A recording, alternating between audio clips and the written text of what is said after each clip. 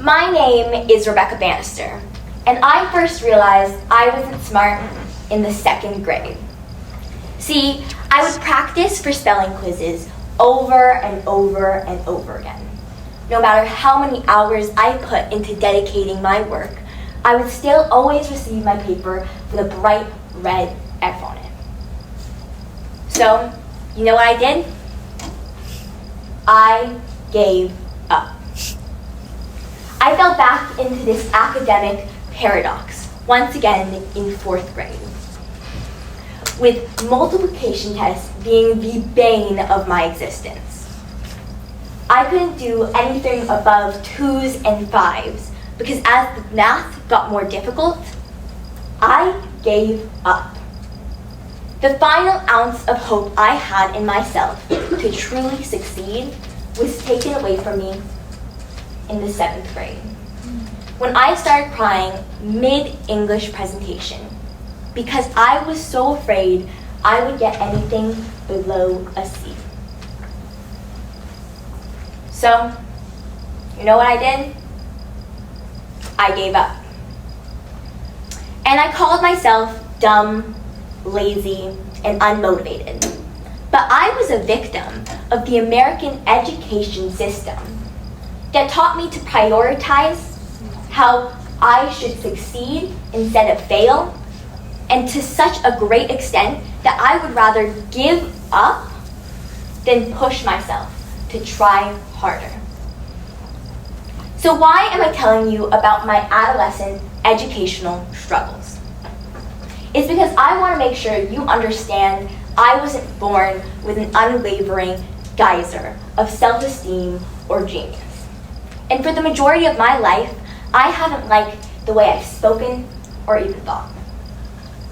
But it wasn't until my freshman year of high school that I gave myself the ultimatum. Either I become the most unwaveringly fearless version of myself within the next calendar year, or I give up my dreams of becoming an attorney and Supreme Court justice. Because who would want to be represented by a coward?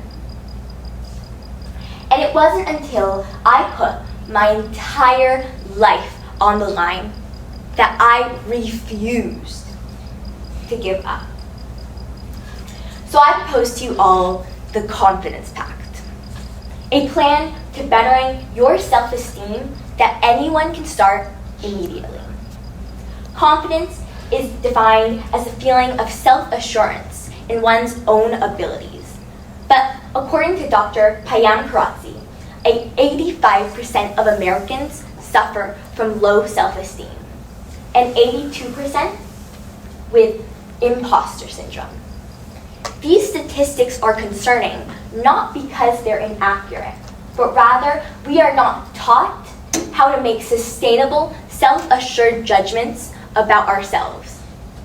This is how the American education system has failed so many of us.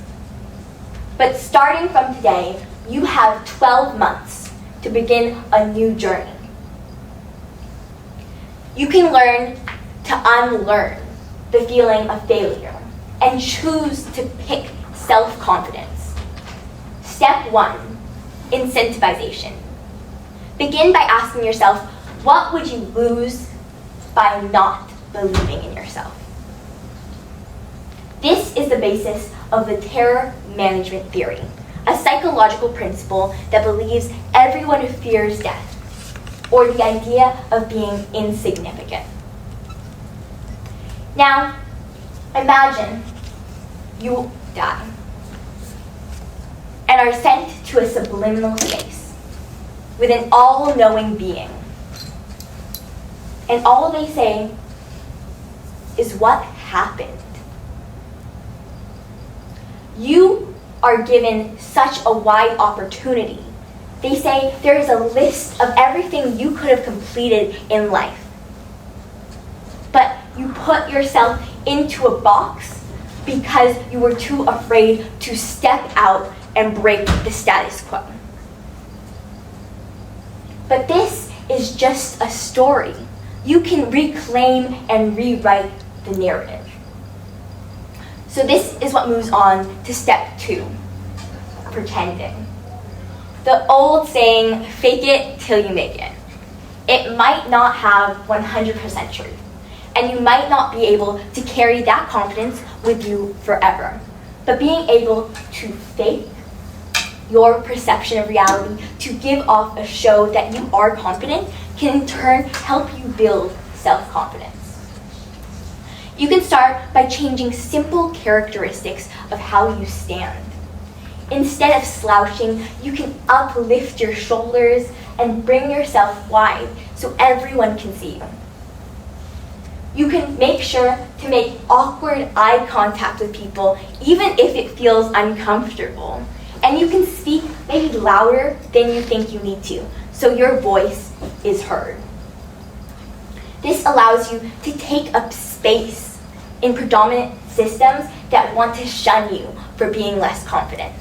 And this will allow you to make a change and show other people you are confident. The general rule of thumb is if people perceive others' behaviors as confidence. If they view you as acting like you have confidence, they'll perceive you with confidence. Whereas we internalize how we feel about confidence. If we feel stressed, if we are concerned, we believe we do not have confidence. But you can feel panicked or stressed, but present yourself in a confident manner. And that will perceive you as confidence as you strut unapologetically through life. The third and final step to our Confidence Pact is risk-taking. It is such a valuable part in every confident movement. In my personal experience, I am an inquisitive explorer who stumbled upon amazing concerts, sports games, news opportunities, and interviews. And they've welcomed me with open arms. This is because, 1, I acted like I was supposed to be there. And 2, I simply asked. By simply asking, I have trailblazed a path for me. I have moved forward and allowed myself to be incentivized by my own resilience. As you here knows, you may take a step back, think you are unworthy. But as you pave a way forward, you can learn to not internalize rejection, but instead hear it, work with it, and move on. This is why Wayne Gretzky said, you miss 100% of the shots you don't take. As you put yourself into the world, it can be incredibly scary. And I understand that feeling.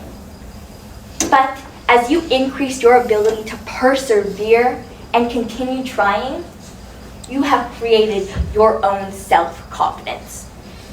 So apply to the jobs you don't feel fully qualified for. Ask the questions you're confused on. Wear the statement outfits to be bold. And be okay with accepting criticism and rejection. But never give up. Thank you.